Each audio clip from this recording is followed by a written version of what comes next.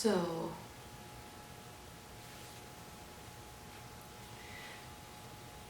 I haven't made a vlog in a while, and I really wanted to be consistent with this. I really wanted to document all of my journey to really show the beginning and what it is like living with hydrocephalus. But I don't think the last time I made a video was right after Roman's surgery a few weeks, and that was about 8 months ago.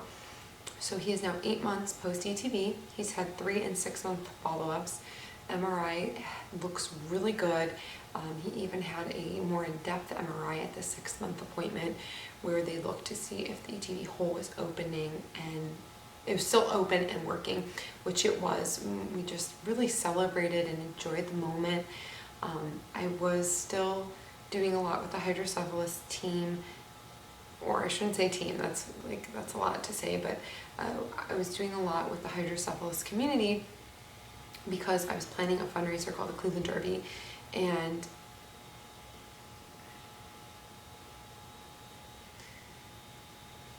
hi everyone, I haven't done a video in a while. I think my last video was Roman's 2-week post-op video, and we are 8 months post-op, and he has had 3 and 6 month follow-ups, and his MRI shows the ventricles have continued to decrease.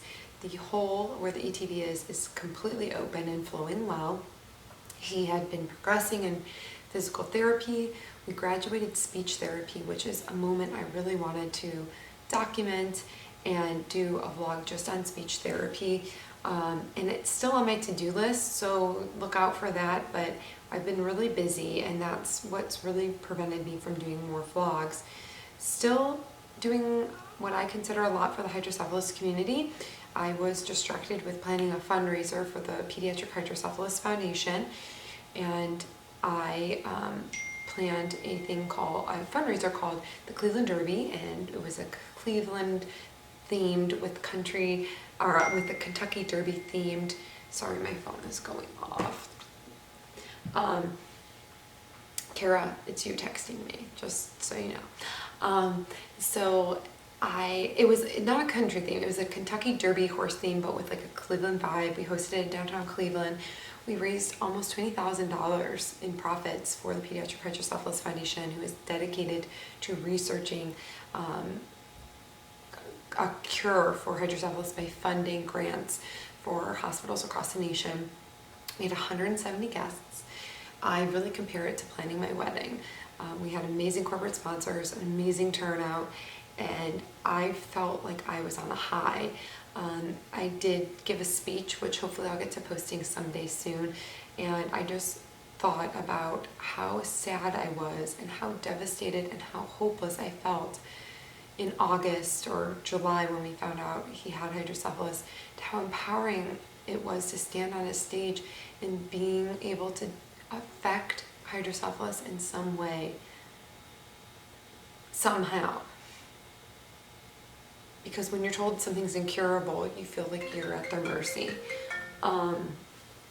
But sorry, I'm waiting for some hospitals to call me back, so I have my phone on loud. So I will get to that. What made me pick up the camera again is I've had a few parents reach out to me via Facebook and via email and YouTube. And they said, how's Roman doing? My son and my daughter, they're going through a similar journey. They've had the surgery. What do you expect? What should I expect? How do you handle going to therapies? What therapies should my son and daughter be in? It's so important for me to put out there everything that we are going through to help other people, because that is what helped me, and I will never forget that, but I have been slacking in this department. I just really want to help other people, but I also have been really busy with the fundraiser where I feel like I could have made a bigger impact. Unfortunately, Roman has faced a little bit of a setback recently. Everything's been going great. He, like I said, graduated out of speech therapy, which is huge.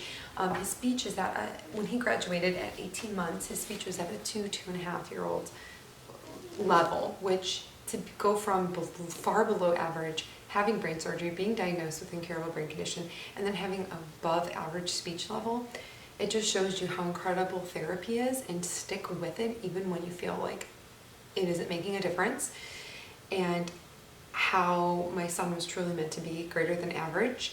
And that's kind of why his hydrocephalus was overlooked, because he was average and he was meant to be more. So I'm glad that I have my child back.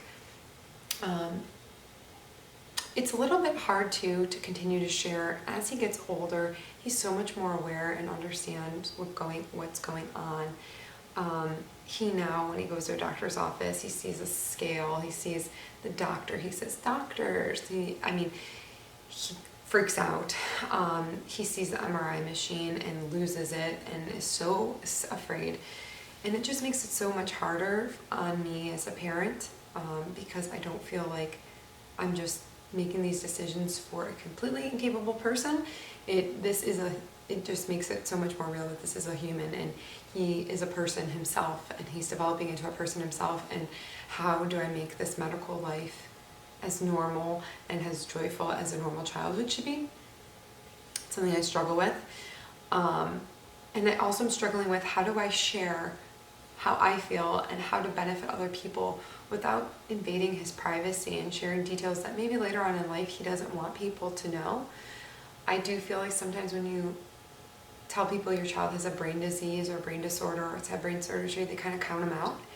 And the biggest thing that we can do for these kids, or any kids that are having issues, especially with therapy needs or with their mental status, is counting them in and pushing them and letting them tell us when they've had enough, letting them tell us when they've hit their maximum. We can't put this ceiling over top of them and never let them be capable of being who they're supposed to be. And I feel like sometimes when we open up to people, especially maybe in the academia world, with school, he's red flagged. And I just think that I know that the brain is plastic, it has a lot of plasticity. If you think about stroke survivors, or you think about people who are in bad car accidents, have traumatic brain injuries, there are people that do very poorly and there are people that do very well. And we see them doing so much better now that there is therapy. We know that we can exercise the brain and teach other areas of the brain to pick up on the parts that are damaged. So I'm torn. I want to help other people, but at the same time, I don't want it to do it at the cost of my son's privacy. So if you have any ideas, let me know. I will share the setback. Roman did have an incident where he went blank while driving his Power Wheel car and became unresponsive to any type of stimuli. I shook him, I clapped my fingers, I started poking his rib cage a little bit, which is a little more sensitive area, and he was completely out for like 30 to 40 seconds. It was like he left his body and then came right back into it and jumped out of his Power Wheels and ran on his trampoline and started jumping on his trampoline. We called his neuro team in Boston and they told us that it is concerning for a seizure, which was what we suspected, and we brought him into the emergency room, where the emergency doctor witnessed an incident that was about 15 seconds, and we were admitted and transferred to a main campus hospital system, within the same hospital system. And we spent 2 nights there. The first night we had him on an EEG machine, which was probably one of the most awful things that I've done to my son because of how scared he was of it. It takes about 2 hours to put on, and for a toddler who is very active and can't understand what's going on, this is horrifying. He doesn't know what they're doing to him, and I'm sure there's YouTube videos where people probably have done how an EEG is applied, but it does take about 2 hours. And then the worst part about it is after we strapped him down, literally, I kid you not, for 2 hours, and we had to take breaks and I had to catch my breath, I was sweating. I wanted to cry. I probably did cry. My husband was devastated. I mean, to torture your kid like that for 2 hours is horrific when you know he should be out playing his Power Wheels instead. But that wasn't even the worst part. He's now strapped in with all these wires on his head, and he's given a battery pack, which is like literally about this big. It's pretty heavy. To me, for a toddler, it would be very heavy. And they say, hey, you're now in your room. You can't leave. You're strapped to this machine, and as far as the cable will go is as far as you're allowed to travel.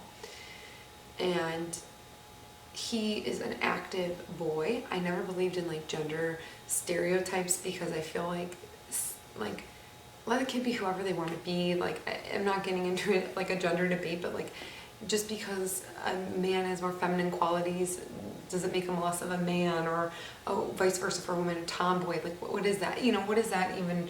Just, we're people, right? My boy is a boy. Like, he is so every like stereotype. Like, he likes tools. We don't even know where he like found his love for tools. My husband does a little like handiwork, but nothing major. But he's so active. He's so active.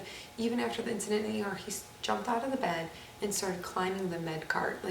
I don't know if it's even called the med cart anymore, but it's like a cart that came up to my chest. It wasn't, maybe it wasn't even a crash cart, but it wasn't red.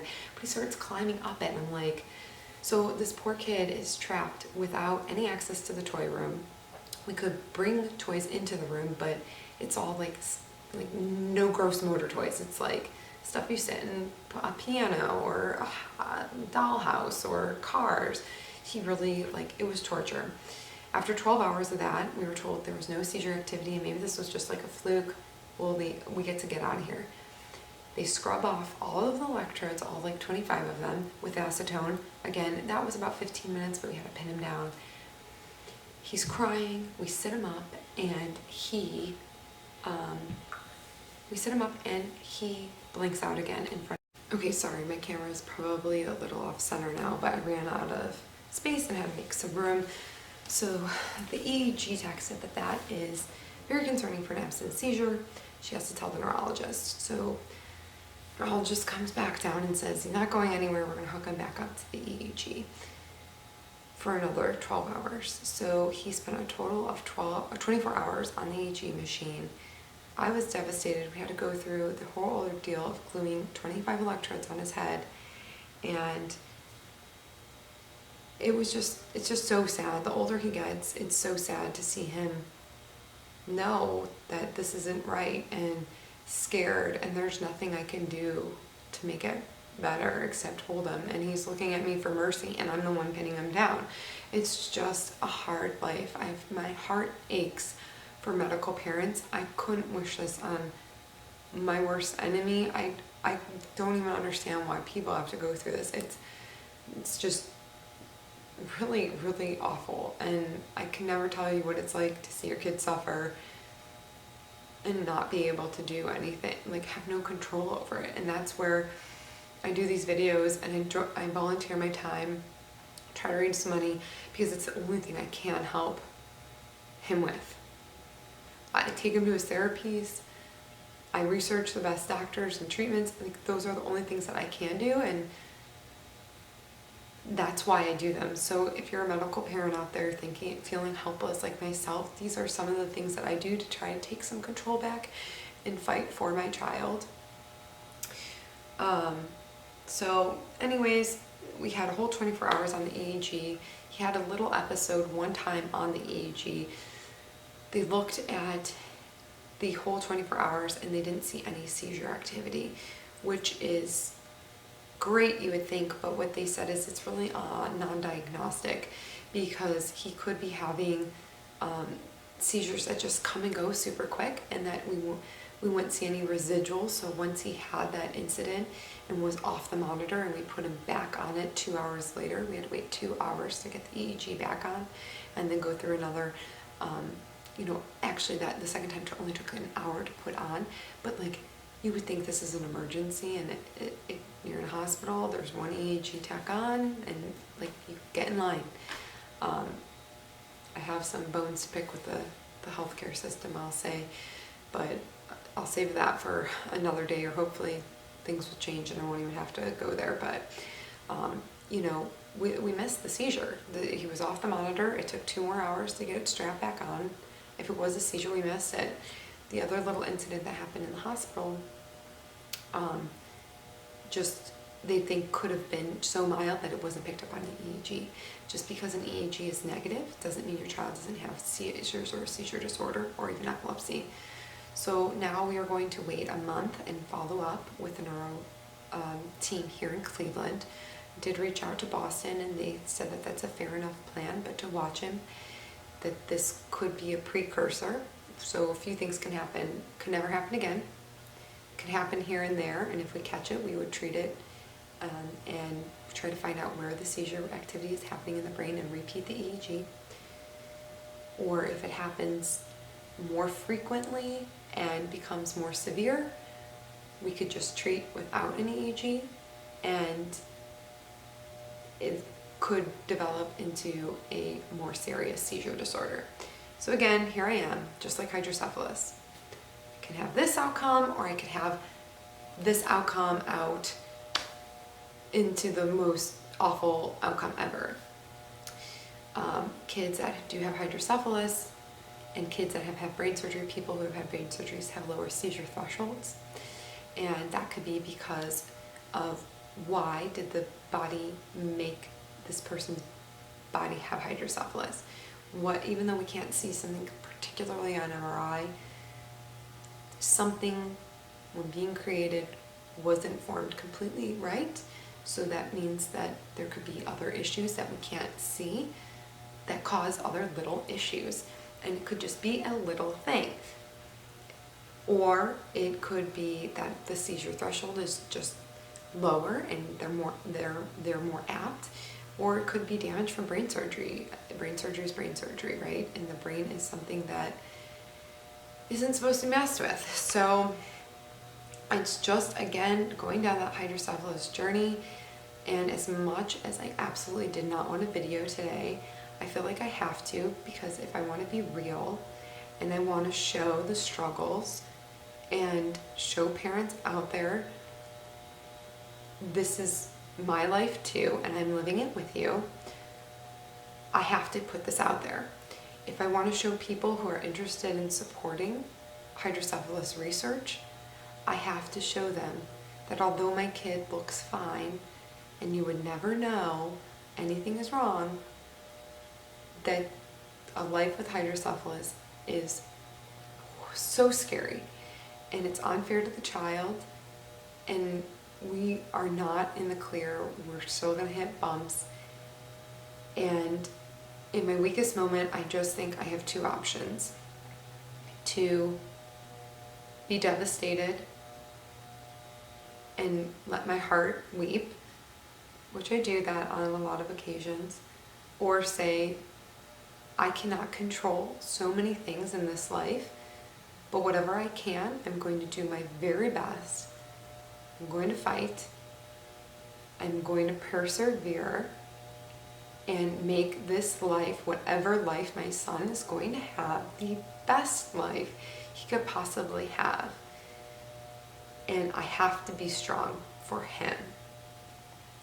So I hope that I post a video sooner than 8 months, but I hope I post a video and we talk about how great Roman's doing and how in the clear he is.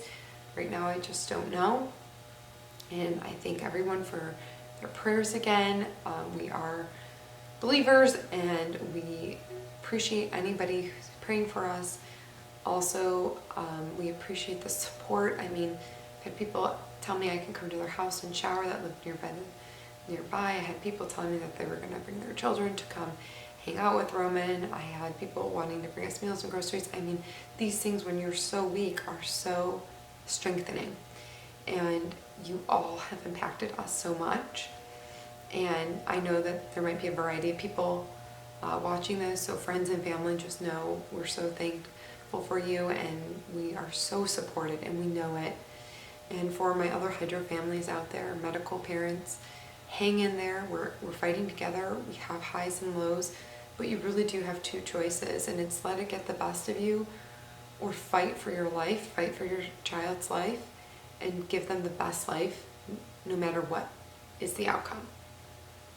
Thank you, and I'll see you soon.